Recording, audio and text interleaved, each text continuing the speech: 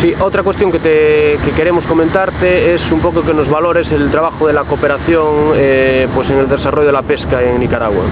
Mira, para nosotros el tema de la cooperación es un tema importante porque es una de las partes importantes para que nuestras comunidades, nuestros pescadores artesanales puedan tener un acompañamiento que permita iniciar estos esfuerzos. Con los esfuerzos de la cooperación de Galicia hemos podido formar y llegar hasta esta etapa a las cooperativas, formar las cooperativas y llegar hasta esta etapa y este nivel organizativo. Sin el apoyo de la cooperación, sin lugar a duda, es difícil poder desarrollar estas actividades porque ni la organización nacional tiene los fondos suficientes para poderlas desarrollar, y es así que con la ayuda de la cooperación hemos podido desarrollar este esfuerzo organizativo que es histórico en la isla de Ometepe.